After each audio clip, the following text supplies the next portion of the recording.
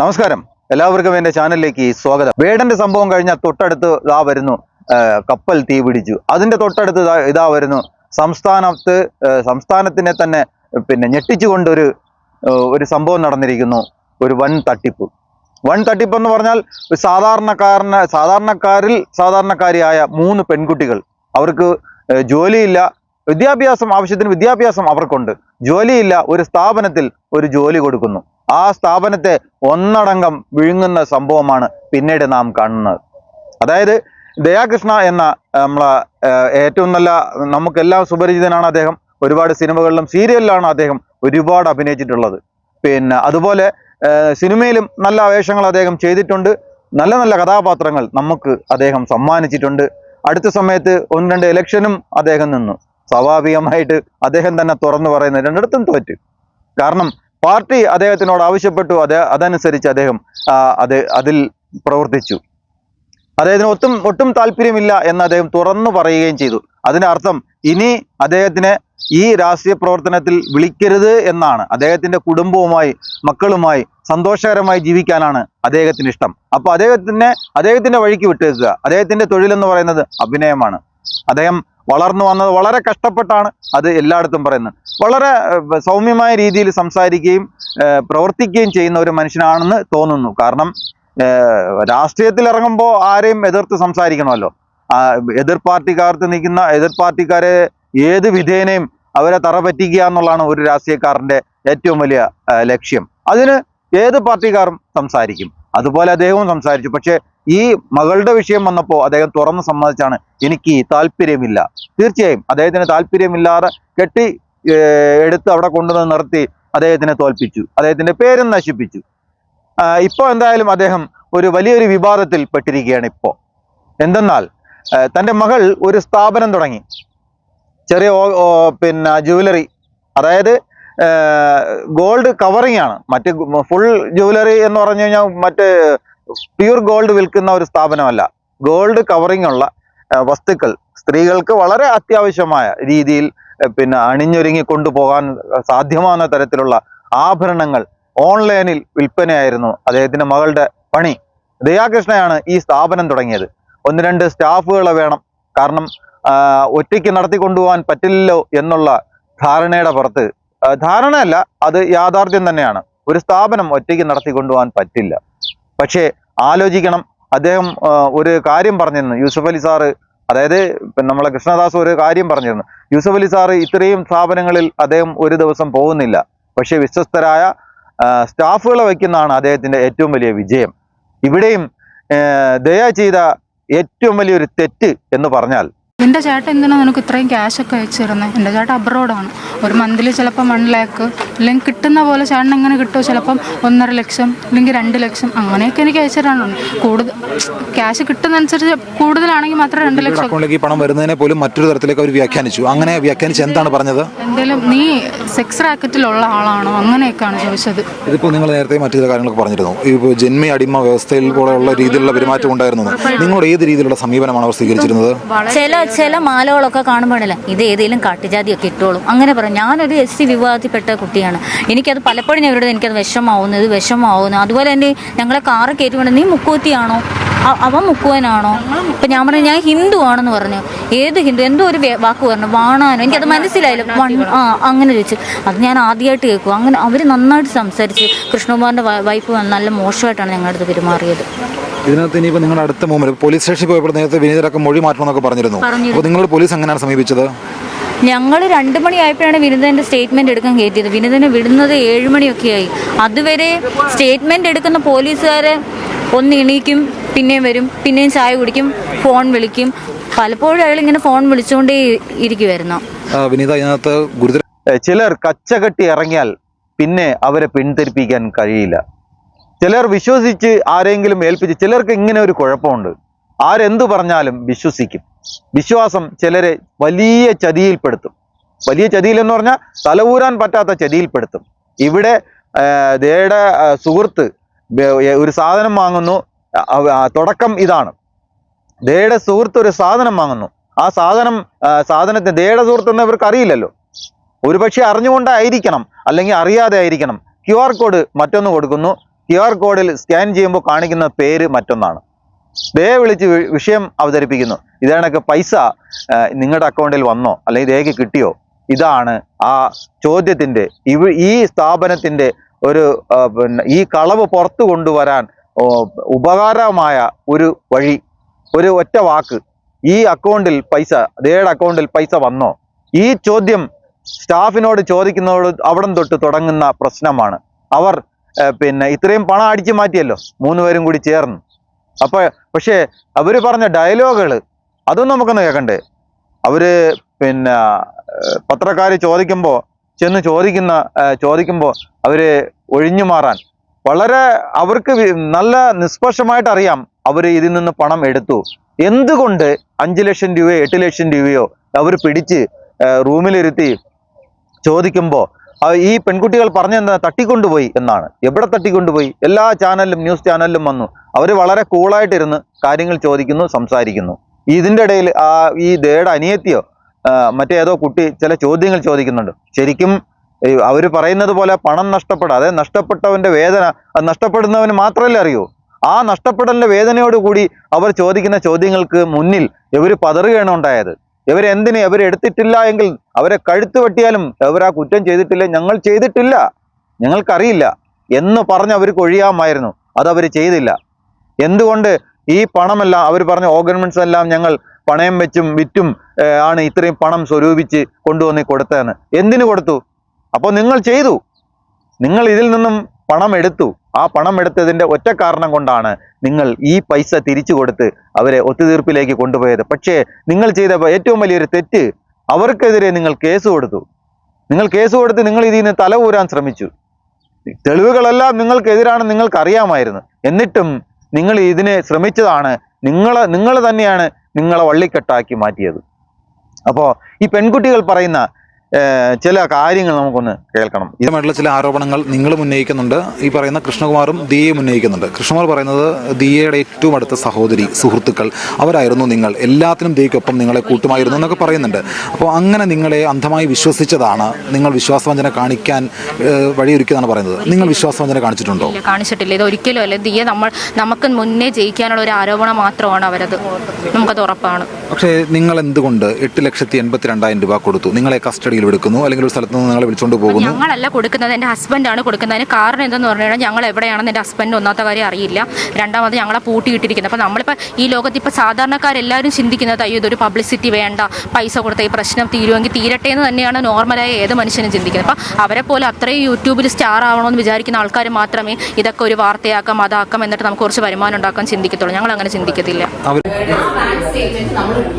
We want their bank account and details before they go. Bank statement review ചെയ്യുമ്പോൾ നമുക്ക് അറിയാൻ പറ്റും നിങ്ങളുടെ ഇതിലേക്ക് എത്ര കാണാം. നമുക്ക് ഒരു സാധാരണ ഒരാളുടെ ബാങ്ക് സ്റ്റേറ്റ്മെന്റ് ഒക്കെ നമുക്ക് മനസ്സിലാവുമല്ലോ.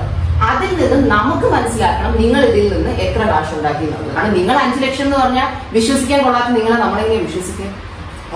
മനസ്സിലായില്ലേ?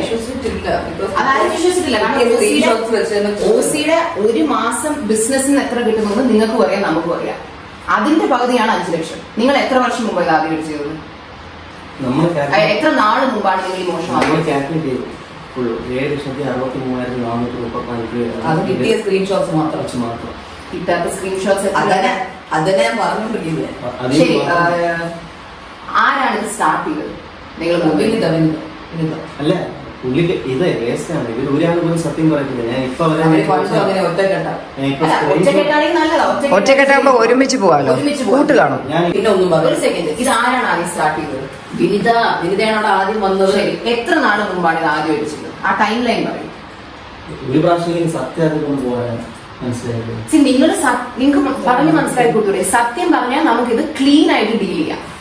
അല്ലെങ്കിൽ ഇപ്പൊ ഞാൻ ഈ ചോദിക്കുന്നത് പോലെ പോലീസായിരിക്കും എന്ന് ചോദിക്കുന്നത്. വല്ല ആവശ്യമുണ്ടോ അതിന്റെയൊക്കെ? നമുക്ക് ആഗ്രഹമില്ല, എനിക്ക് ഒരിടത്ത് പോകണമെന്നില്ല. കാരണം നമുക്ക് അതിനുള്ള സമയമില്ല, സാവകാശമില്ല. പക്ഷെ ചെയ്തേ പറ്റൂ എന്ന് വെച്ചാൽ നമുക്ക് വേറെ വഴിയില്ല. കാരണം ഇത് അവള് തമാശക്ക് ചെയ്യുന്ന ബിസിനസ് അല്ല, ഇത് അവളുടെ ജീവിതത്തിലെ ജോലിയാണ്. പറ, എപ്പോഴാണ് ഇത് ആദ്യമായിട്ട് ചെയ്തത്? എത്ര നാൾ മുമ്പാണ് ആദ്യമായിട്ട് ചെയ്തത്?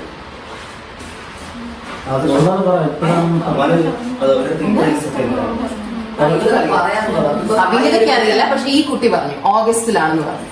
ഓഗസ്റ്റിലാണ് ആദ്യമായിട്ട് ചെയ്തത്. അപ്പൊ അത് കറക്റ്റ് ആയിട്ട് വർക്ക്ഔട്ട് ആയപ്പോൾ നിങ്ങൾ വിചാരിച്ചാണ് എന്തായാലും ഇത്രയും ഇൻകം വരുമല്ലേ, കുറെ നമുക്ക് സൈഡിൽ കൂടി എടുക്കാന്ന് വിചാരിച്ചാണ് അല്ലെ? അപ്പൊ നിങ്ങൾ എന്ത് വിചാരിച്ചു? നിങ്ങളുടെ ഒരു കുറ്റബോധം തോന്നി, കുറ്റബോധം തോന്നിയോ? എന്നിട്ടാണോ ചെയ്തുകൊണ്ടിരുന്നത്? ഇതെപ്പോഴും അവസാനമായിട്ട് നിങ്ങൾ ചെയ്താൽ അതറിയട്ടെ. ഈ പറഞ്ഞു വിടുന്നതിന് എത്ര നാൾ തോന്നിയില്ല. കാര്യം ഇന്നലെ രാവിലെ കൂടെ ബിരുദ എല്ലാം ത്രട്ടം ചെയ്തതേ ഉള്ളൂ. സാലറി ക്രെഡിറ്റ് ആവട്ടെ, ഇവരൊന്നും ചെയ്തില്ല. ഇവരെ കണ്ടറിയാം, ഇവരറിഞ്ഞിട്ടില്ല. ഇവര് നാറ്റ കേസ് സഹിക്കാൻ വയ്യാതെ ഇവർ നിൽക്കുക. നിങ്ങൾ ആദ്യമായാണ് എൻ്റെ ചാനൽ കാണുന്നതെങ്കിൽ തീർച്ചയായും നിങ്ങൾ സബ്സ്ക്രൈബ് ചെയ്യണം, ബെല്ലൈക്കൻ അമർത്തണം, നിങ്ങളുടെ വിലയേറിയ കമന്റുകൾ രേഖപ്പെടുത്തണം. ഈ പെൺകുട്ടിക്ക് സംഭവിച്ചത് പറയേണ്ട ആവശ്യം, സമൂഹത്തിൽ തുറന്നു പറയേണ്ട ആവശ്യം. കാരണം ഇതുപോലെ പിന്നെ മുഖം മൂടി അണിഞ്ഞ ചെന്നായ്ക്കൾ നമ്മുടെ സമൂഹത്തിൽ, നമ്മുടെ ഇടയിൽ തന്നെ ഉണ്ട്. അത് ആണാവാം പെണ്ണാവാം. ചില പെണ്ണുങ്ങൾ തുനിഞ്ഞിറങ്ങിയാൽ അവരെ ഒരു കാരണവശാലും രക്ഷപ്പെടുത്താൻ ആർക്കും സാധ്യമല്ല. ഇവിടെയും ഒരു പെൺകുട്ടിയെ 3 പെൺകുട്ടികൾ ചേർന്ന് ചതിച്ചു. അവർ പറയുന്ന മറ്റൊരു കാര്യം, നീ സെക്സ് റാക്കറ്റിൽ ഉണ്ടോ, നിന്റെ ചേട്ടൻ എന്തിനാണ് ഇത്രയും പണം അയക്കുന്നത്?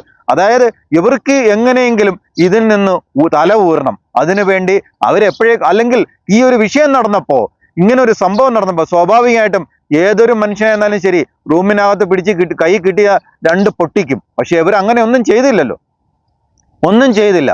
മാന്യമായി ഇരുത്തി ബിരിയാണി വാങ്ങിക്കൊടുത്ത്, ചായയും വാങ്ങിക്കൊടുത്ത്, ജ്യൂസും വാങ്ങിക്കൊടുത്ത് കാര്യം ചോദിച്ച് മനസ്സിലാക്കുകയല്ലേ ചെയ്യുന്നത്. ഇതിനിടയ്ക്ക് സ്വാഭാവികമായിട്ട്, കാരണം സഹോദരിയെ പോലെ കൊണ്ടു നടന്ന ഒരു വ്യക്തിയെ ചതിച്ചെന്നറിയുമ്പോൾ ഏത് തരത്തിലാണ്?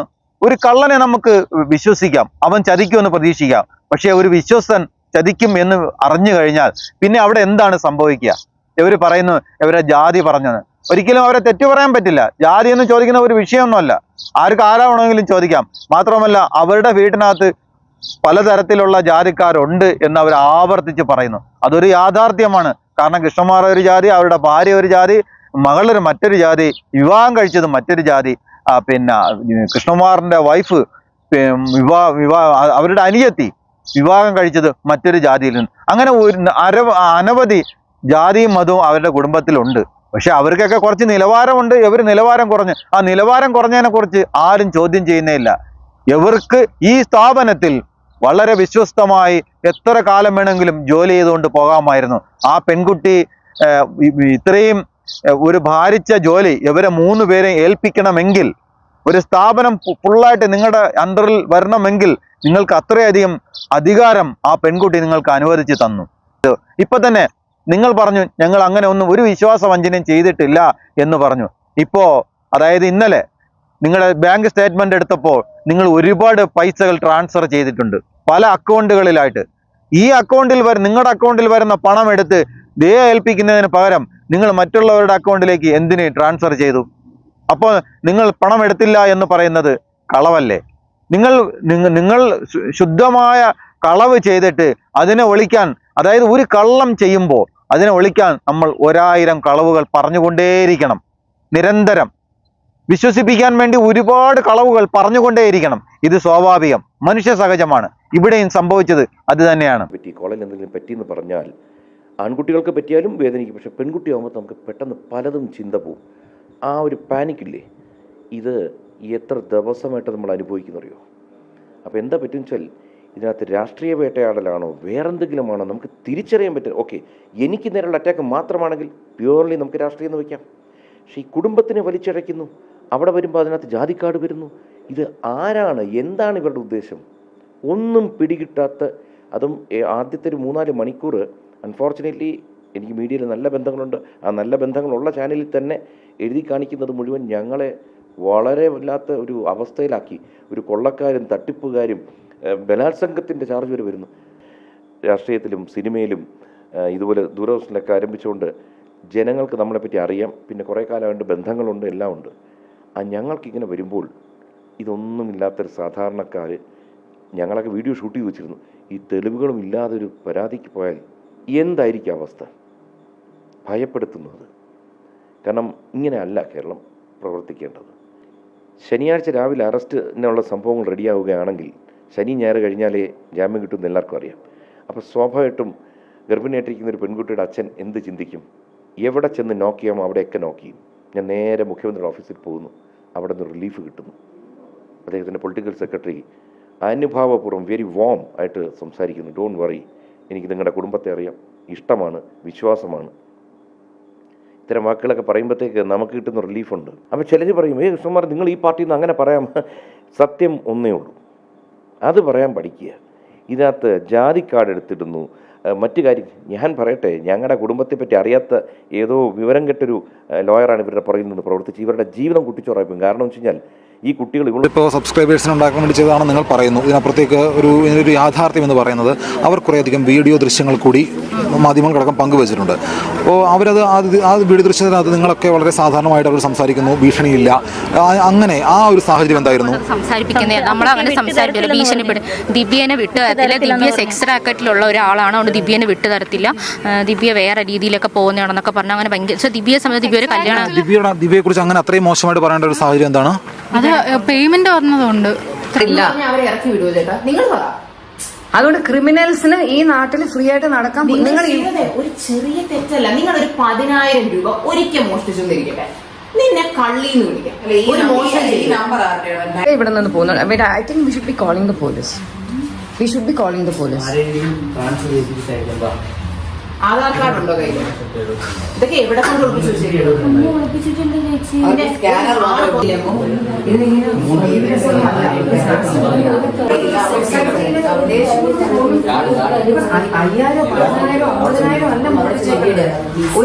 25 ലക്ഷത്തിന്റെ തിരിമറി കൂടുതൽ നടത്തിയിട്ടിരിക്കുകയാണ് ഈ 3 കള്ളികൾ. ആധാറിന്റെ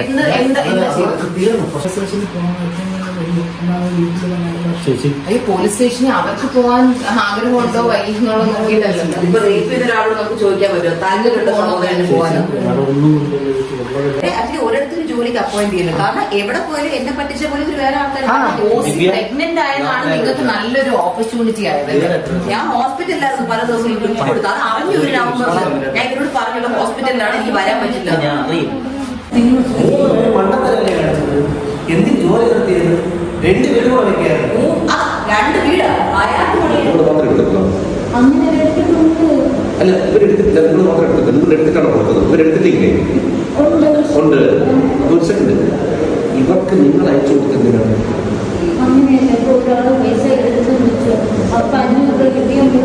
അതല്ല അവിടെ എടുത്ത പൈസ ഇരിക്കട്ടെ, പിന്നെ നോക്കണം. നിങ്ങൾ ഈ അക്കൗണ്ട് ട്രാൻസ്ഫർ ചെയ്ത പൈസ ഇല്ലേ,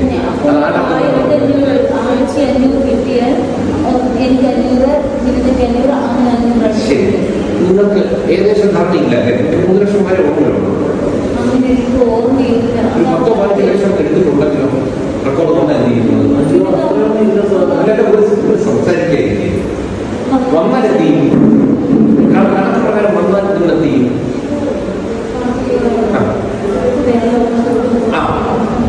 അപ്പൊ നമുക്ക് എടുത്തിട്ടെന്ന് പറയാൻ പറ്റുന്നില്ലേ? നിങ്ങൾ എന്ത് ചെയ്യും പൈസ? അല്ല, ഞാൻ കണക്കിൽ എത്തിച്ചാൽ കണക്ക് മാറ്റി പറയല്ലേ. കമ്പനിക്ക് കൊടുക്കും കേട്ടോ, കമ്പനിക്ക് കൊടുക്കും. നിങ്ങൾ വിചാരിക്കുന്ന ലെവലിൽ പോകില്ല. നിങ്ങൾ എടുത്തിരിക്കുന്ന പൈസ അത്രയ്ക്കാണ്. അറിയാൻ എത്രയാണ് ഉദ്ദേശം? എന്താ പറയാമെന്ന ഞങ്ങൾ 3 പേരും അങ്ങനെടുത്ത പൈസയാണ് വരുന്നത്. 2000 രൂപ ഞങ്ങൾ അത് മനസ്സിലായി. നിങ്ങളപ്പോ ഇത്രയും നാളായിട്ട് എത്ര എടുത്തു അതാണ് ചോദിക്കുന്നത്.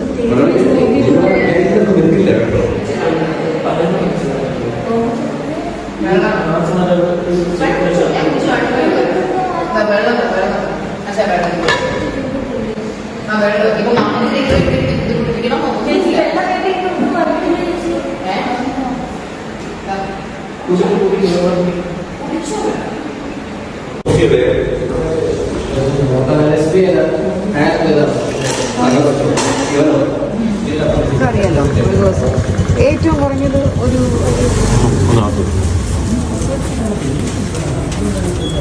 ഹലോ.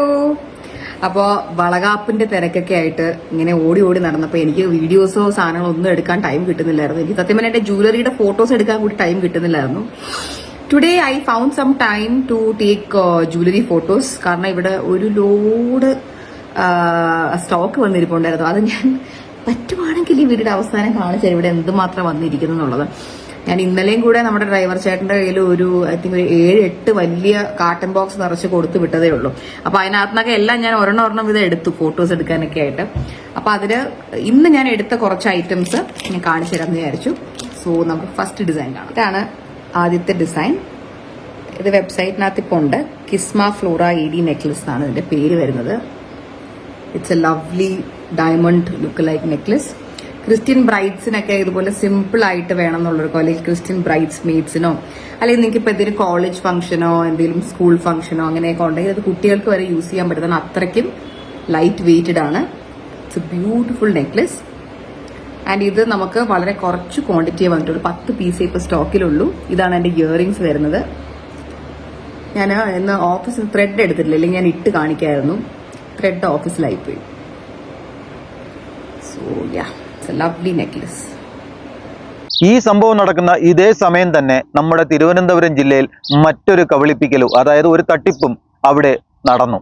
ഒരു പെൺകുട്ടിയുടെ കയ്യിൽ നിന്നും 1.5 കോടി രൂപയുടെ മുതൽ നല്ല അന്തസ്സായി ആ പെൺകുട്ടിക്ക് മറ്റൊരു സ്ഥാപനത്തിൽ നിന്ന് ലോൺ എടുത്ത് കൊടുക്കാമെന്ന് പറഞ്ഞ് ചെക്കും ഒപ്പിടിച്ച് വാങ്ങിച്ചു, പ്രമാണവും വാങ്ങി. ഒരു ബിരുദൻ, ഒരു പരമ ചെറ്റ ആ പെൺകുട്ടിയെ പറ്റിച്ചു. പക്ഷേ ഈ വിഷയങ്ങളുടെ ഇടയിൽ അത് മുങ്ങിപ്പോയി. വലിയ പ്രാധാന്യം നമ്മുടെ TV ചാനലുകാർ ആരും കൊടുത്തില്ല. ഒരു ചെറിയ ഒരു വാർത്തയായി വന്നു, അതങ്ങ് പോയി. പക്ഷെ ഇത് വലിയ പ്രാധാന്യം നൽകി. കാരണം ഇവർ അറിയപ്പെടുന്ന വ്യക്തികളായതുകൊണ്ട് മാത്രമാണ് അത് ഉയർന്നു വന്നത്. നല്ല കാര്യം. കൃഷ്ണകുമാറും കുടുംബത്തിനുമെതിരെ നിയമത്തിനെ കൊണ്ട് ഒരു കേസ് അവർ എടുപ്പിച്ചു. അതായത് അദ്ദേഹത്തിന് ഒരു 10 വർഷം 15 വർഷം അകത്ത് കിടക്കാൻ പറ്റുന്ന തരത്തിലുള്ള കേസ്, ഒരു വകുപ്പ് ചുമത്തിയാണ് അദ്ദേഹത്തിനെതിരെ ഒരു കേസ് ഉണ്ടാക്കിയത്. തട്ടിക്കൊണ്ടുപോക്കലും പണം തട്ടിയെടുക്കലും എന്നൊക്കെ പറഞ്ഞ് പെൺകുട്ടികളെ തട്ടിക്കൊണ്ടുപോയെന്ന് പറഞ്ഞാൽ ജാമ്യമില്ലല്ലോ. അതവർക്ക് നല്ലതുപോലെ അറിയാമായിരുന്നു. അവർ തന്നെ ആ ഒരു ഇതിനും, അതായത് നിയമത്തിനെയും അവർ ആദ്യം കബളിപ്പിക്കുകയാണ് ഉണ്ടായത്. ഈ പെൺകുട്ടികൾ നിയമത്തെയും അവർ പറ്റിച്ചു. ഇവിടെ നിന്ന് പണവും അടിച്ചു മാറ്റി. ഈ വിഷയങ്ങൾ ആണ് ഇന്ന് എനിക്ക് എൻ്റെ പ്രേക്ഷകരോട് പറയുവാനുള്ളത്. അടുത്ത ഒരു വീഡിയോയിൽ കാണാം എന്നുള്ള പ്രതീക്ഷയോടുകൂടി തൽക്കാലം ഞാൻ നിർത്തുന്നു. എല്ലാവർക്കും നന്ദി, നമസ്കാരം.